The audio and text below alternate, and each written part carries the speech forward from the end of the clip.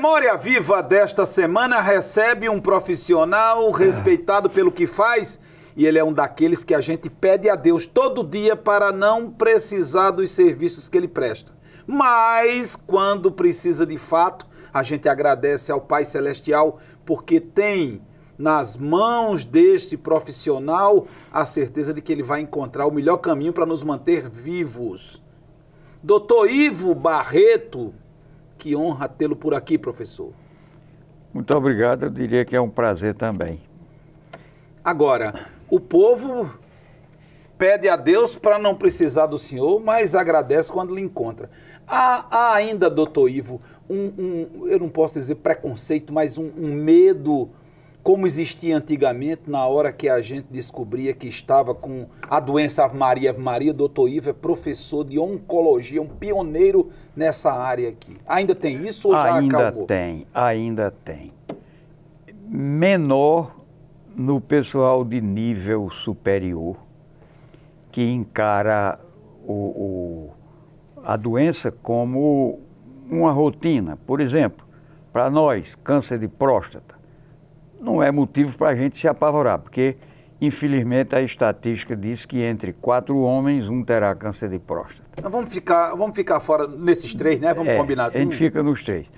Mas passou a ter um tratamento melhor, uma resposta mais objetiva, cura radical, eu diria até na maioria dos casos diagnosticados precocemente, mas o restante, quando fala a palavra câncer... Ave Maria, Ave Maria, Ave Maria. Cospe. E eu presenciei no Instituto Nacional do Câncer do Rio de Janeiro, aonde fiz residência médica. Isso nos anos... 1970.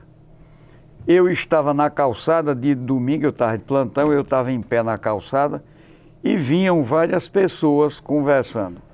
Aí, quando uma delas olhou que viu o Instituto Nacional do Câncer, parou, desceu da calçada e cuspiu. Vixe, mano. Aquilo me marcou até hoje. Mas vamos falar de coisa boa, doutor Ivo. Boa. Onde é que começa a história do médico, professor, cirurgião Ivo Barreto? Começa... Bom, cirurgião... Não, menino. Cirurgião, eu nasci cirurgião. Já? Já.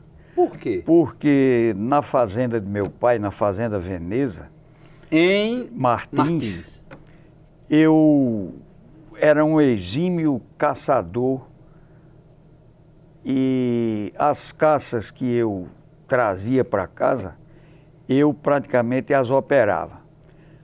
Pouca gente sabe disso, vou dizer, não vou ser mais preso pelo IBAMA, mas eu matava tijuaçu, que tirava o couro para vender. E fazer o quê? Comer a carne. Não, o couro... O couro se vendia para fazer sapato, bolsa, era tudo exportado, Ciro. Tudo exportado. Depois chegou uma época até que o pessoal comprava couro de cururu. Sapo. Sapo, aquele sapão grande. E o nordestino, como todo ele é malandro, em particular o do Rio Grande do Norte, os cabas pegavam um sapinho desse tamanho, davam uma surra de cipó, ficava um cururu que era isso. Meu Deus. Então pequeno o senhor já fazia isso, tirava couro, tratava de prear, fazia esses negócios todos. E sempre gostei do sangue, desde pequeno. Durante a faculdade, eu confirmei minhas tendências. Então... E por que não foi ser açougueiro? Martins perdeu um grande açougueiro? Porque não prestaria tanto serviço. E quem lhe inspirou para virar médico? Ciro, ninguém. Intuição. Não tinha um médico que era referência? Na minha família não tinha nenhum médico. Eu fui o primeiro.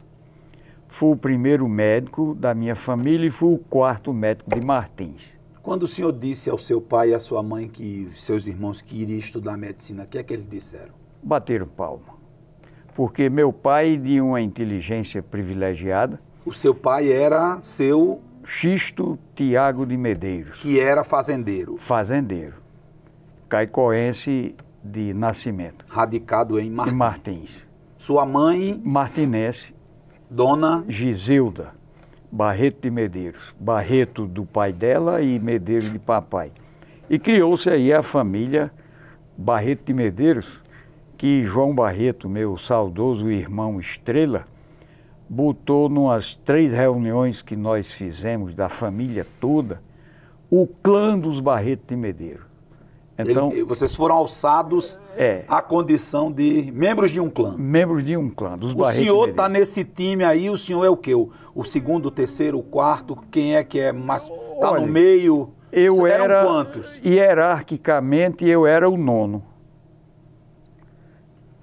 Mas, depois dos anos transcorrerem, João Barreto era o líder inconteste. Não disputava nada. Era o primogênito, não? Não, João Barreto era o 4º. O 4º. João Barreto era o 4º, mas foi o primeiro a estudar. Advogado. Advogado. Foi o primeiro, foi o único que trouxe todos os irmãos para estudar. Então o João merece uma estrela de diamante. E nos albergou na casa dele. Eu, pelo menos, morei apenas 10 anos. Somente? Ele me dando do livro ao dinheiro da cachaçinha do sábado. Então, ele era o senhor era um bolsista da Fundação Barreto de Medeiros, do clã. Então, o João era o melhor filho, o melhor irmão, na minha classificação, o melhor marido, o melhor genro, o melhor cunhado. O João era bom tudo. E, apesar da minha, vamos dizer, convivência com ele se tornou meu sócio, porque nós compramos uma bela fazenda em São Gonçalo do Amarante, e para vocês sentirem a grandeza de João, compramos essa fazenda com grande sacrifício. Diga por que motivo. Por quê? Nós tínhamos um irmão em Martins, que era funcionário público federal, chefe dos Correios, com 5 filhos. E papai sempre dizia, aqui não tem futuro para vocês. Eu quero vocês longe daqui. João Barreto absorveu muito bem isso, porque foi um exemplo. E nós compramos essa fazenda para trazer nosso irmão, que veio tomar conta da fazenda para educar os filhos. Formou todos 5. É incrível, né? Então, quer dizer, ele era um visionário. E como foi a infância do médico Ivo Barreto de Medeiros? Rapaz, eu diria que uma infância rica, muito rica. Porque eu morava em Martins, estudava no grupo escolar Mina Afonso, escola pública, e passava as férias na Fazenda Veneza. Não era em Veneza, lá na Itália, né? Mas era parecido, não, né? Equivalia, né? Não, a Veneza daqui é muito melhor. É muito melhor, não era? 1000 vezes melhor. Ali aquela água, aqueles barcos... Muriçoca. O que é que tinha lá na Veneza que até hoje lhe marca tanto, doutor? A Veneza, eu diria a você, era um céu. Por quê? Primeiro, 2 açudes para a gente tomar banho e pescar. E como a gente está falando aqui, tomávamos banho todo mundo nu. Porque não existia short. Na sunga de hoje, não existia. Era todo mundo natural. Inclusive papai no meio. Respeito total, tudo bacana. Tinha menino novinho, tinha médio, tinha grande adulto. Então tinha banho de açude. Tinha cana para a gente chupar. Papai plantou numa parte mais úmida da fazenda, ele plantou goiaba e pinha, frutas do Alto Sertão, que produziam exatamente no mês de julho, quando a gente estava de férias. E ele, a fazenda no tempo da minha avó, tinha 2 pés de mangueira. E papai, quando fez isso, passou a chamar. Tinha uma mangueira também, ou 2, mas o forte era goiaba e pinha. Ele passou a chamar o Sítio Novo. Então a gente ia e ia para o sítio novo. Comer pinha, goiaba, até topar. A Veneza tinha a junção dos meus 4 primos, que tinham uma fazenda vizinha, mas na época de férias, juntava e eles ficavam mais lá em casa do que na casa deles, porque o ambiente era mais agradável. E minha irmã, que era a mais velha, Lourdes, professora de uma integridade monstruosa, trazia 2 ou 3 professoras para passar as férias lá em casa no meio do ano. Então, doutor, era um luxo, tinha galinha quase todo dia, tinha carneiro, tinha tudo. Nessa época aí o senhor aprende a... O senhor é bom de cavalo também? Sou. Não tem medo, não? E aqui vem, quando eu trouxe um autorama dos Estados Unidos para meus filhos, eu me lembrei que lá em casa, papai, com sua inteligência, que eu não deixo de elogiar, ele tinha um jumentorama. O que é isso, homem? Jumentorama era o seguinte, ele estava construindo um engenho. Tinha que comprar telha, mas ele não tinha dinheiro para pagar frete. Então, ele nos levava 6 quilômetros, montado numa cangalha de um jumento, 6 quilômetros, a gente ia montado, isso era um autorama, por isso que eu chamo de jumentorama. Então, a gente ia montado e voltava a pé. Acompanhando ali o jumento carregado com telha e coisa, e a gente voltava a pé. Era uma festa. Mas a festa maior vem agora. Qual? Era quando a gente chegava em casa, 4 horas da tarde, que minha mãe não deixava tomar banho de açude à tarde porque adoecia da garganta. Mas como a gente vinha tangendo os jumentos, papai dava o alvará. Vai levar os jumentos para... Vai levar os jumentos para beber água, dar banho e, consequentemente, a gente tomar. Então, esse jumentorama era um negócio perfeito, perfeito. E quando acabava as férias, o senhor era daqueles que chorava porque tinha que voltar para a cidade? Chorei muitas vezes, porque eu estava saindo do céu para vir para um ambiente hostil. E papai, que era muito emotivo, mamãe não, mamãe era durona, mas papai era emotivo. Papai, 2, 3 dias antes da gente viajar, ele começava a chorar. Peguei papai chorando várias vezes. E eu o interroguei. Papai, o senhor está ficando no céu. Eu estou indo, entre aspas, para o inferno.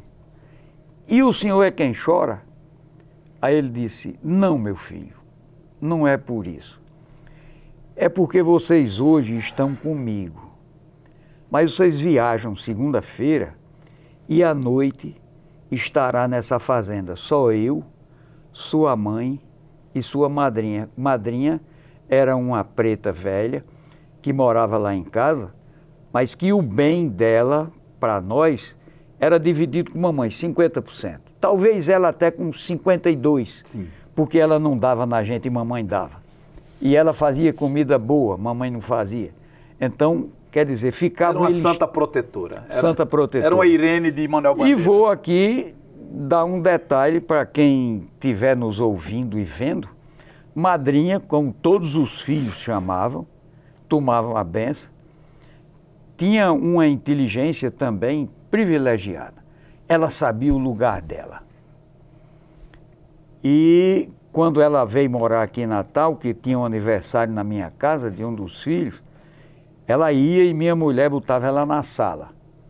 Ela ficava 5 minutos, se levantava e saía sem ninguém ver. Aí eu fui reclamar, madrinha, por que a senhora saiu? E ela era autêntica, disse, saí porque quis. Ponto. Ponto final.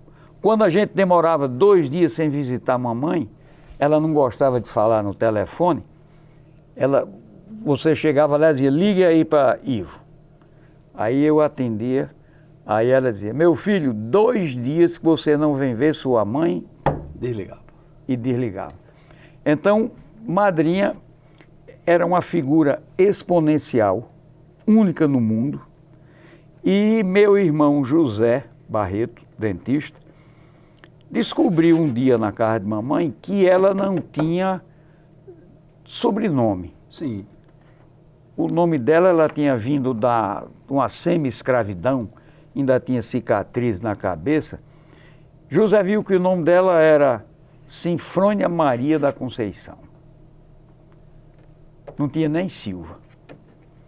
Aí José foi no cartório e fez um novo registro e botou no sobrenome dela Sinfrônia Maria da Conceição Barreto de Medeiros. Entrou no clã, ela conquistou. Conquistou o clã porque ela não tinha defeitos e tinha autonomia para todo mundo. O primeiro que ela teve autonomia foi para João Barreto. E que havia uma discriminação entre os irmãos, que ela queria mais bem a João, sim, Conceição e a mim. E os outros tinham raiva, claro. E dela, o forte, eu fui educado, Ciro, tomando a benção ao meu pai e minha mãe de noite. E nossa casa em Martins, não sei se você morou no interior, era tudo meia parede, não tinha parede até o teto. Até em cima, né? Então, madrinha no quarto dela, papai no dele, a gente no nosso, mas a gente tomava a benção. A benção papai, aí ele dizia, Deus te abençoe. A benção mamãe, Deus te abençoe. A benção madrinha. Aí um de nós tinha feito um mal feito que ofendeu a papai e mamãe, fez raiva. E ela respondia autenticamente, Deus te dê saúde, fortuna, felicidade e vergonha na cara que você não tem cachorro. Ponto. Encerrou a noite. Vamos dormir. Nós não vamos dormir porque vamos dar uma breve parada e continuaremos com a saga deste meu convidado de hoje do Memória Viva, o médico Ivo Barreto de Medeiros, que está aqui abrindo o livro da vida dele, compartilhando conosco histórias interessantíssimas que eu, se fosse você, não perderia nada. Segura aí, a gente volta já. Memória Viva de volta, recebendo esta semana o médico oncologista, professor da nossa universidade, Ivo Barreto de Medeiros, que foi menino em Martins.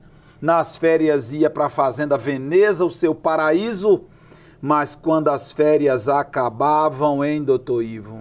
Crueldade. Voltava para Martins, e aí a rotina, escola... Vou dar a rotina. Casa, Grupo Escolar Almina Afonso. Casa. E aqui eu vou contar dois... Almoçava, ficava por ali, fazia o dever. Mas nós tínhamos, ao lado da igreja, nós tínhamos uma praça de pinhão. Pinhão daquele que redondinho, que a gente joga... Pequenininho assim. E volta. Ali tinha jogo de pinhão. Matão, roda, boi, etc, etc. Ali a gente jogava, ali a gente brigava. A tarde toda, fazia as pazes. Não tinha inimizade. Em frente à igreja tinha uma quadra, que aqui é um episódio especial. É a bola que está na capa do meu livro. Sim. A gente jogava um futebol. Bem 10 contra 10. Uma pelada. Uma pelada. Qual era a finalidade da pelada? Tomar banho. Porque... Era frio Martins, né? Martins é frio até hoje. E uma água gelada num pote, não há quem tome banho. Então, se mamãe não arrochasse, a gente economizava lavando os pés e o rosto. Mas ela ia fiscalizar e a psicóloga funcionava. Então, a gente jogava a bola e quando... Para chegar quente, né? Quando estava escurecendo, eu entrava em casa, na casa de Tilei tinha um cacimbão, a gente puxava água e tomava banho no cacimbão. Aí é bom, a água morninha era uma beleza. Então tinha essa pelada. E nessa pelada, o prefeito, Jocelyn Vilar, dava para a molequeira uma bola de presente. E chamava, ele, prefeito, chamava o fiscal e mandava proibir o jogo. Peraí. Motivo. Isso não existe. Era para ele ficar se deleitando, sentado na cadeira do compadre Chico Libânio dele, se deleitando, a meninada dando drible no fiscal, joga para ali o fiscal correndo com um canivete na mão, e quando ele pegava a bola, ele picava a bola, na Jocelyn dava outra. E foi quando o mau caráter disse, vamos pegar o fiscal.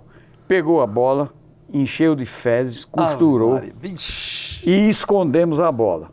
Quando nós começamos a jogar com a bola boa, que o fiscal chegou, corre para aqui, corre para ali, no ponto que a bola estava escondida. Troca a bola. O cabo coisou, trocou a bola e foi jogar para um, errou, foi mesmo no pé do fiscal, que quando ele tacou a faca, se belou meu todo. Deus, nunca mais o pobre. Nunca mais. Esse foi um fato pitoresco. O outro foi o seguinte, para você ver o que era meu pai. No grupo escolar Albino Afonso, tem uma professora muito rígida, talvez até grosseira, e para a gente ir ao banheiro, tinha no birô dela uma pedra, que era a chamada, esqueci o nome, eu digo já para você. Aquela pedra ficava ali. Então, alguém queria ir ao banheiro, se levantava, pegava a pedra e ia ao banheiro, voltava, colocava a pedra. Então, todo mundo. Nesse dia a professora estava mal-humorada e um colega meu que vinha de Serrinha dos Pintos para Martins a pé, 6 quilômetros a pé, numa poeira danada. Coitadinho, Silas o nome dele. Ele pediu para ir e a professora não deu. Disse, não vai. E o pobre de Silas pediu como humilde. Ele já pediu na última lona. A professora não deixou. Ele se urinou todinho. Eu vejo até hoje a urina descendo nas pernas de Silas. E eu, intuitivamente, como menino não recomendava, cheguei e disse, professora, a licença. A pedra se chamava licença. Fui lá, ela disse, não, não dou. Tá bem. Não tive dúvida. Ao invés de me urinar, urinei dentro da sala. Foi mesmo, rapaz? E ela de imediato contínuo protesto para fora. E eu cheguei em casa às 3h, 3h30. Papai estava em casa. O que foi que houve? Papai disse, meu filho, o que foi que houve? Que você chegou antes da aula terminar. Eu contei o fato. Ele trocou de roupa, foi no grupo, chegou lá, a professora repetiu a história. Seu Xisto, eu acho que eu errei. Com todos os dois. Só que para um era real, para mim era... Protesto. Aí ele disse, está certo. Aí ele chegou em casa e disse, olha, não vai apanhar, porque não mentiu. E eu não quero que um filho meu minta para mim. Então você disse a verdade, mas errou. Se você queria fazer isso, tivesse vindo embora para casa. Então me prometa que nunca mais vai repetir isso. E você nunca mais repetiu? Não. Então, terminado o grupo escolar Albino Afonso, brilhantemente, eu passei no exame de admissão... Para estudar em Mossoró, no famoso ginasial. Que era um exame de admissão, era um vestibular. Era um livro grosso? Você estudou no livro grosso, o preparatório ao exame de admissão? Não, eu saí do 4º ano e fiz o vestibular e passei. O exame de admissão. Exame de admissão. E estudei em Mossoró, também num colégio público, que era o ginásio estadual da Escola Normal de Mossoró. Nem sei se ainda existe hoje ou com outro nome. Mas lá estudamos todos nós. João, Paulo, Medeirinho, José e eu. Tudo no ginásio estadual da Escola de Mossoró. E moravam onde? Com quem? Em Mossoró... Porque seu pai e sua mãe ficaram em Martins. Ficavam em Martins. E não tinham condições de pagar nada. Então vou rememorar. João Barreto estudou na casa de uma madrinha dele, Dona Socorro, casada com um senhor chamado Chico Perré, que eu conheci muito. Dona Socorro era professora em Martins, muito amiga de mamãe e a madrinha de João. E aceitou o João lá. Em Mossoró. Em Mossoró. Aí João foi, fez o ginasial em Mossoró, veio embora para Natal. Os outros, todos nós fizemos o ginasial em Mossoró e viemos para Natal, porque não tinha científico em Mossoró. Então, você foi morar onde, Ivo Barreto? Na casa de 2 irmãos, Conceição e Francisco. Eu talvez não fosse recomendável, que eu briguei na casa de Francisco, fui para a casa de Conceição. Briguei... Você era brigão demais, rapaz? Não, era menino besta. Encrenquei na casa de Conceição, voltei para a casa de Francisco. A verdade é que eles me aguentaram. Me aguentaram. E aguentaram a todos os outros. Que era gente de Martins. Sim, meus irmãos era Francisco e Conceição, e nós moramos, todos nós passamos pela casa deles dois, a quem agradeço e devo essa gentileza. Terminado o ginasial... Muda para Natal. Manuel Barreto, João já estava aqui. João já estava aqui, casado, sem família. E acolheu Paulo, José e eu. Os três de uma só vez? Os três, de uma lapada. Aí Paulo saiu logo, porque resolveu casar, e foi para Martins. Foi esse que nós compramos a fazenda para beneficiar, sim. E ficou eu e José na casa dele. Mas Paulo antes morou na casa do desembargador Simval Moreira Dias, cuja esposa era prima legítima de papai e comadre de mamãe. Sim. Paulo morou lá e foi tratado como filho. Medeirinhos, que é Xisto de Medeiros Filho, é engenheiro em Fortaleza, foi morar na casa do deputado Raul Alencar, pai do desembargador Caio Alencar, cuja mãe era prima legítima de papai e comadre de mamãe e colega do grupo Almino Afonso e Martins. Recebeu o Medeirinho muito bem, que terminou o científico aqui em Natal e era um aluno excepcional em tudo, como João Barreto. João Barreto, você tem uma ligeira ideia da inteligência de João? Em Martins ele jogava futebol bem, ele foi campeão de sinuca regional, meninote com 14, 15 anos. Ele, no ginasial, no segundo ano ginasial, ele ensinava latim, francês, português e matemática. Maria. E em Martins era músico da banda de música oficial de Martins. O pai de Manoca. O pai de Manoca. Meu querido Manoca. Aqui, já advogado velho, quando estava numa festa que cutucavam ele tocava gaita. Aquela gaitinha coisa. João era um superdotado. Então, eu fui... João fez Direito, Xisto fez... Engenharia. José, Odontologia, eu, Medicina, Lourdes, professora, Manuel e Francisco foram ser comerciantes, Conceição exerceu o magistério matrimonial, casou com 16, 17 anos, e Lourdes se tornou professora do Grupo Escolar Almino Afonso e, com muita honra, diretora do grupo durante N anos. Em Natal, o senhor chega a que época, doutor Ivo? Antes, o que era Mossoró nessa sua época de ginásio? Mossoró era uma cidade agradável, um nível estudantil até o ginasial muito bom. Era agradabilíssimo a viagem de trem. Nós pegávamos o trem Mossoró-Souza, no sentido que a gente pegava em Mossoró, descia em Antônio Martins. E subia a serra? Não. Fazenda Veneza. Embaixo. Porque a Fazenda Veneza era embaixo na serra. Embaixo da serra. E em frente à Fazenda Veneza tinha uma subida do trem. Que ele diminuía a velocidade. Era a hora do pulo. E com uma propinazinha, o maquinista parava praticamente e fazia pipi. Era o tempo que a gente já tinha botado as balas e descia.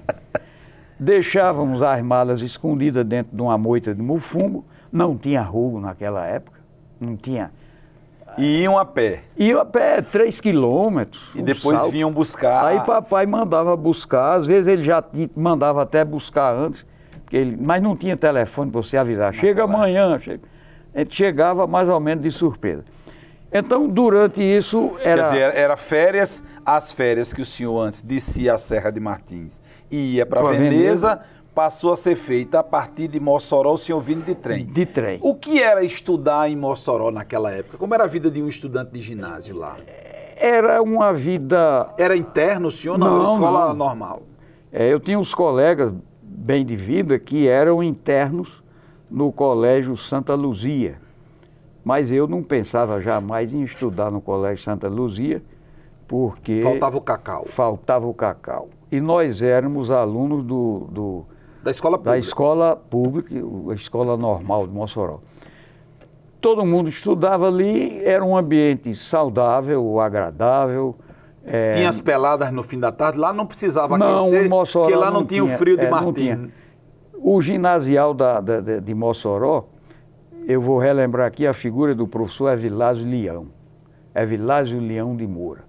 Era professor de educação física. Evilásio era casado... Dona Francisquinha. Francisquinha, que foi secretária de Zé Agripina aqui. Muito tempo. Então, Evilásio era um professor rigorosíssimo. Hora da educação física, 5 horas da manhã. E todos estavam lá. E antes de nós, ele.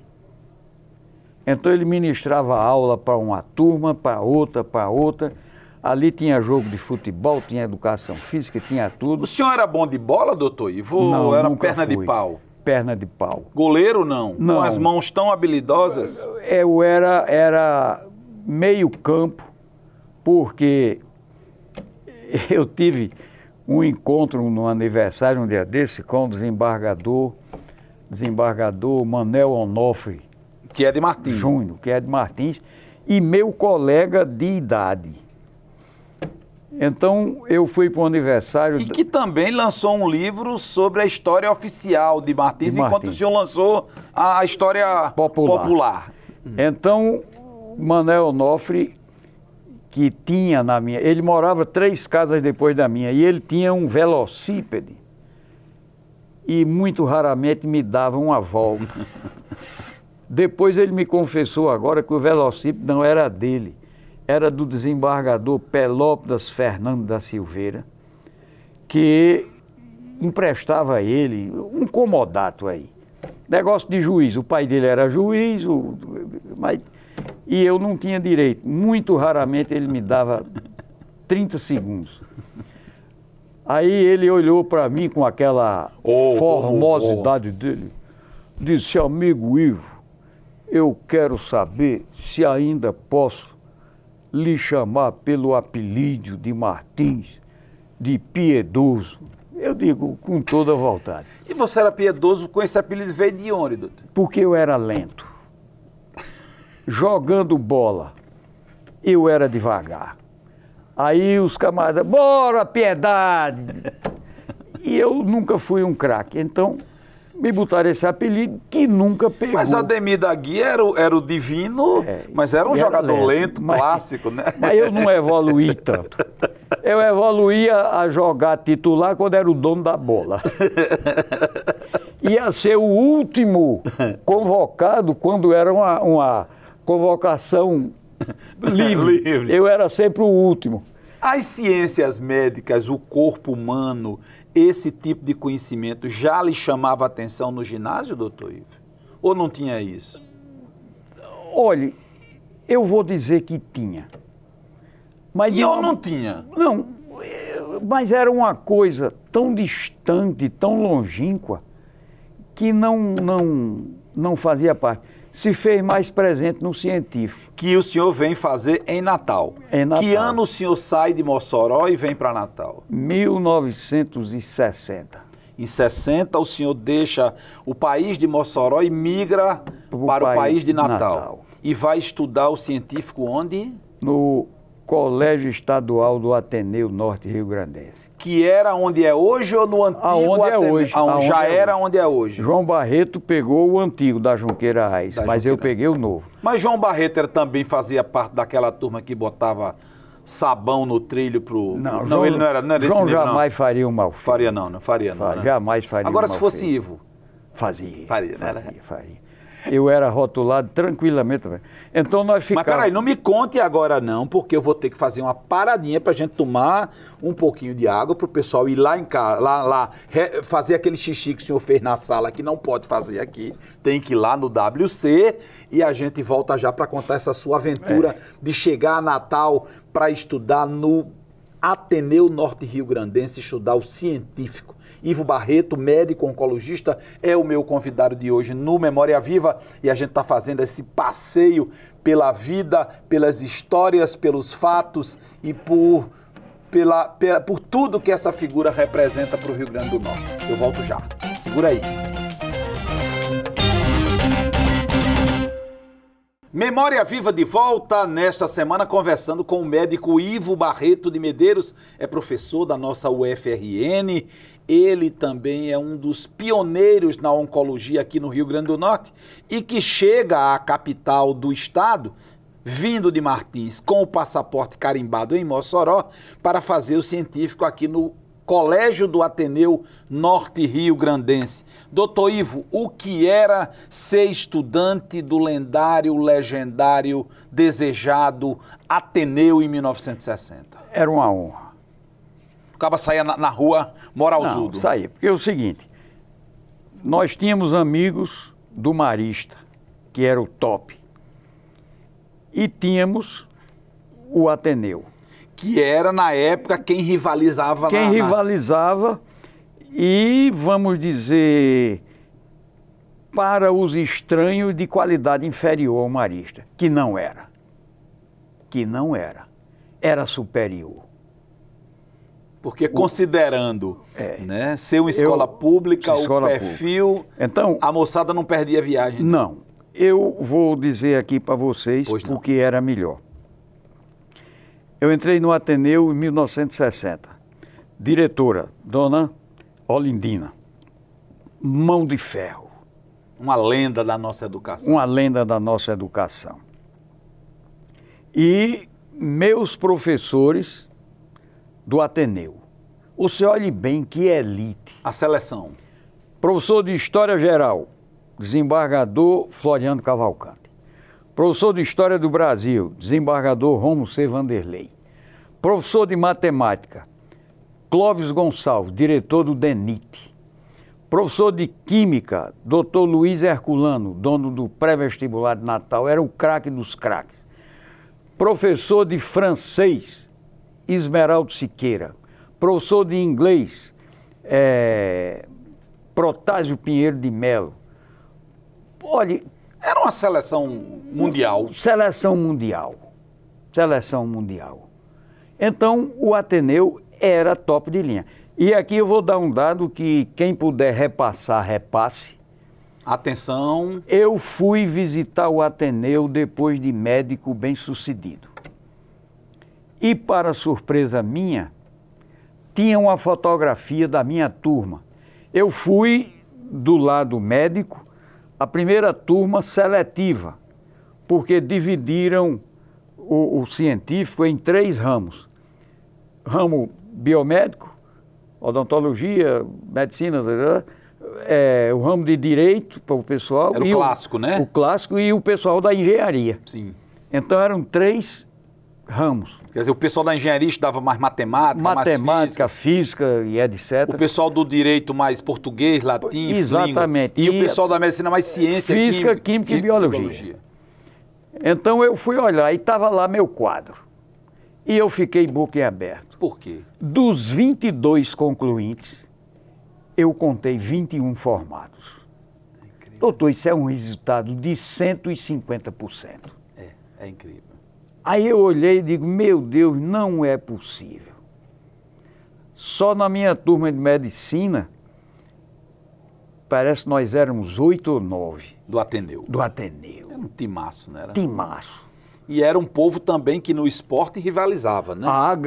Era... Nessa época o senhor melhorou para jogar? Não, também ficou ruim mesmo. Não. Aí não dava para jogar mesmo, não. Né? Mas eu tive uma promoção muito grande. Sim. Apesar de jogar futebol de salão todo dia de tarde no ginásio Silvio Pedrosa, que a gente ia fazer educação física e ia jogar do Ateneu. Atrás do Ateneu. É que quando eu passei no vestibular, no desfile dos feras, me botaram para desfilar com a bola de basquete na mão, que eu nunca aprendi nem botar para cima, mas desfilei com a bola de basquete. A moral. Me sentindo um Oscar. Me sentindo Oscar. O senhor estuda 3 anos lá? 3 anos. E como era o ritmo de ser aluno do Ateneu, professor? Vou contar para você, você vai julgar. Você não, o Todo público mundo vai né? julgar. Quem está nos ouvindo, quem está nos vendo na TV, quem está nos ouvindo na rádio universitária, porque o programa passa toda quinta-feira ao meio-dia na rádio universitária e também no YouTube, que fica disponível. Né? Olha, nós temos um rigor total. Tinha supervisores dentro do Ateneu, dentre os quais vou dar 2. Pecado? Não, Pecado era aluno, mas da noite. Tinha Tião, que era, depois foi diretor, foi tudo, e tinha Godofredo, que foi pai do meu colega de turma, doutor Elcio. Então, esse pessoal fiscalizava... Não tinha boquinha, não. Os malfeitos. E Dona Olindina...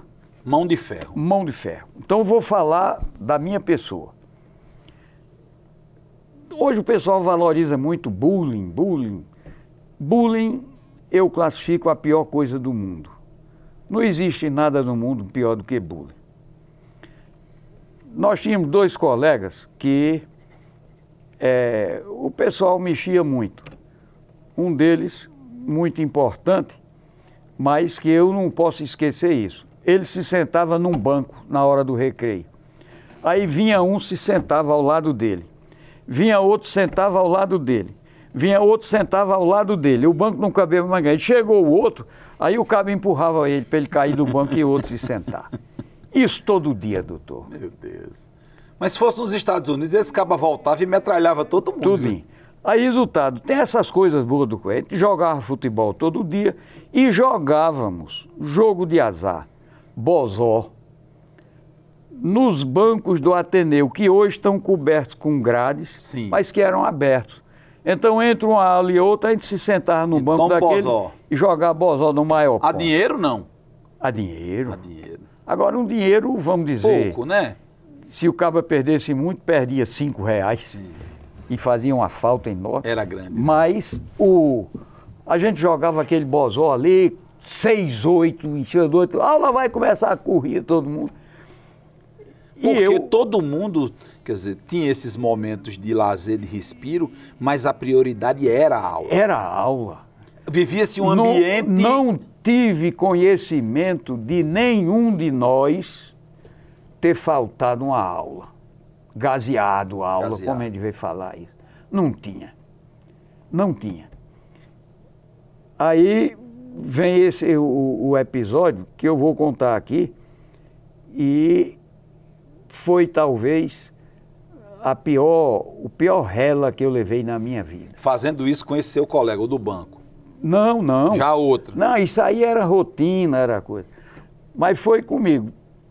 Injustamente, eu afirmo para todos, eu fui chamado o que hoje chamam coordenação.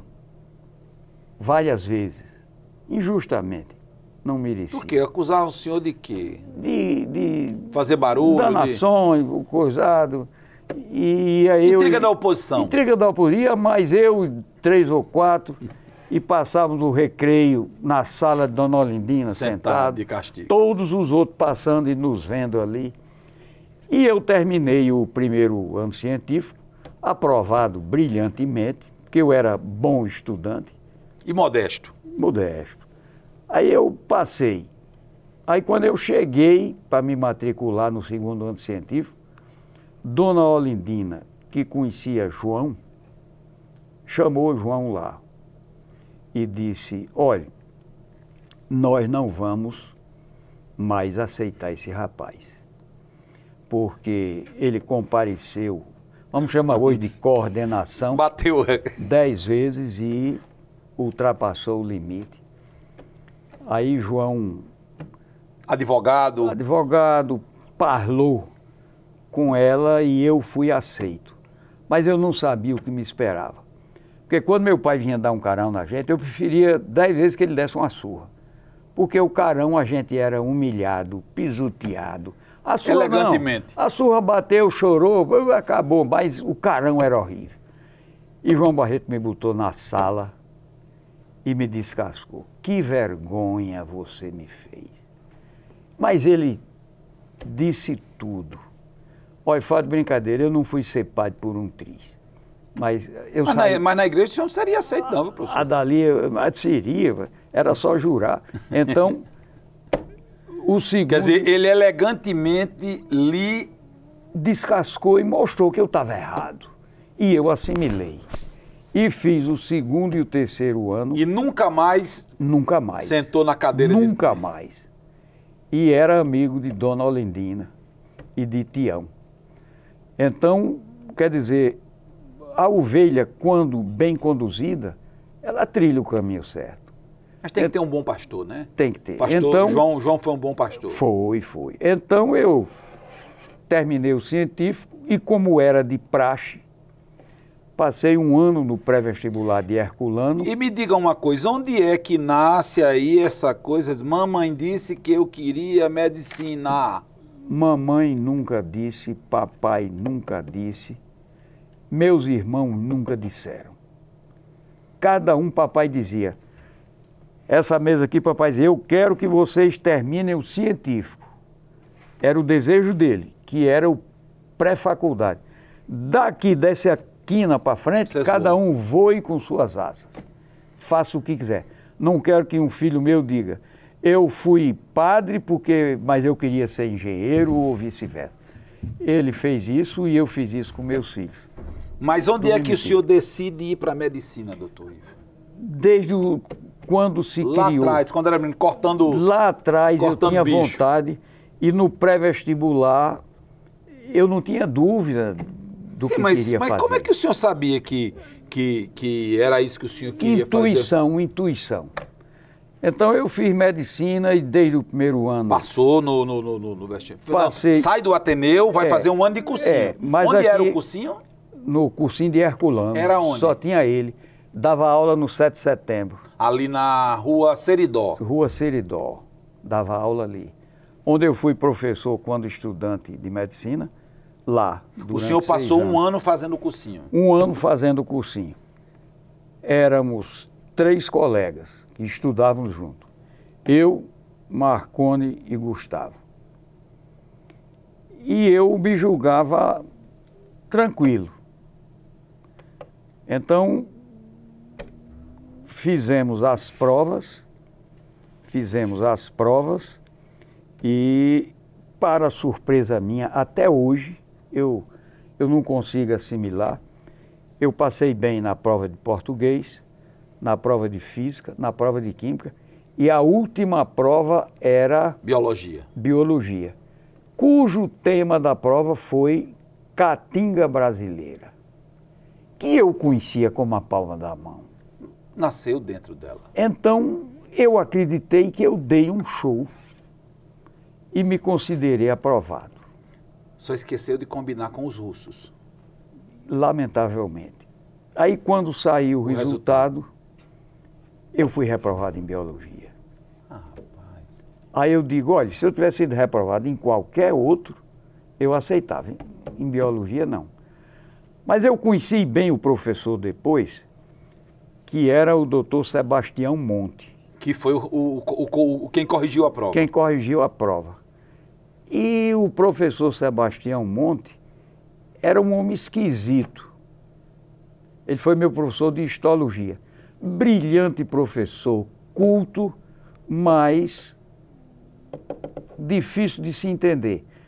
Numa prova de histologia final, eu sabia a matéria de trás para frente e de frente para trás, e como disse que eu tenho memória boa, eu sorteei o ponto, você sorteava um ponto.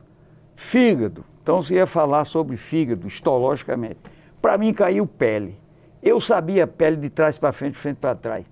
Aí, doutor Monte, ele não olhava direito para a gente e chamavam-nos de João.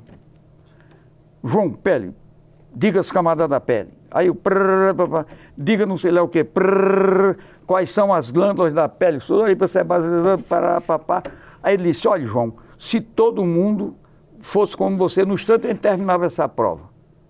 Pode ir embora. Me deu 6. Até hoje eu não engulo isso. Mas... O senhor não pediu revisão, não? Não. Ainda dá tempo. Ah, não, já caducou, já caducou. Aí, por que é que eu estou dizendo isso? Aí, doutor Monte me reprovou na prova.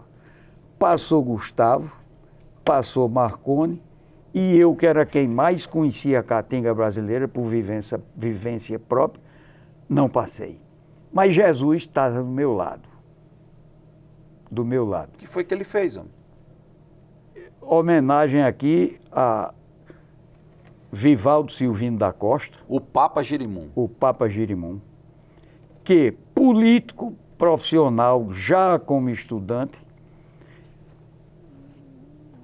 entrou numa querela com o reitor, que entrou com Dinarte Mariz e com não sei quem mais, e resolveram dobrar as vagas. E para não fazer outro vestibular, quem tivesse em nota limítrofe passaria. Então foi a senhora Santana que salvou o senhor. Mas para fazer outra prova. Uma segunda época. Uma segunda época depois. Então eu passei o primeiro semestre da faculdade, que nós tínhamos 4 matérias, eu só estudava 2. As outras 2 eram na biologia. De manhã, de tarde e de noite. Então, aí veio a prova, graças a Deus eu passei com nota máxima e sou doutor Ivo até hoje. Então, é aqui que vem o engraçado. Os 25 que passaram na primeira leva discriminaram os 25 que passaram na segunda leva. O ministro da Educação era Sambaqui. Aí botaram o apelido na gente da turma Sambaqui. Sambaqui, eu lhe agradeço até hoje, Sambaqui. Você foi maravilhoso comigo. E na vida real, vocês da segunda divisão provaram que na hora do jogo eram craques. Por incrível que pareça, nós éramos melhores. Olha, da turma Sambaqui, eu vou dizer aqui 5 nomes que... A linha de frente. Dispensam comentário. Bosco Barbalho em anestesia. Gotardo Fonseca em urologia. Para não esquecer de mim, Ivo Barreto em cirurgia oncológica. Doutor Berilo em nefrologia. Meu Deus, é tanta gente boa que nos tornamos médicos, todos muitíssimo bem conceituados, mostrando que aquilo não valia nada, era apenas uma entrada. Então... Olha, doutor Ivo, essa história está tão boa que nós chegamos ao final do nosso programa e nem entramos na faculdade, acabamos de entrar na faculdade. Eu posso convidá-lo para a gente fazer um segundo turno, uma turma Sambaqui desse nosso programa? Pode. Então vamos fazer o seguinte, eu vou continuar com o doutor Ivo, paramos esse programa aqui e nós vamos ter um segundo turno, uma turma Sambaqui, nesse papo com esse professor oncologista, que é uma referência na medicina, vai contar histórias reais, engraçadas do tempo de faculdade e também vamos falar sobre o que era ser estudante de medicina naquela época, viver em Natal, na Natal de um tempo ainda feliz, tempo dos pardais, né, onde se faziam serenatas e outras cositas más. Memória Viva desta semana para por aqui e a gente volta semana que vem continuando esse papo com o doutor Ivo Barreto de Medeiros.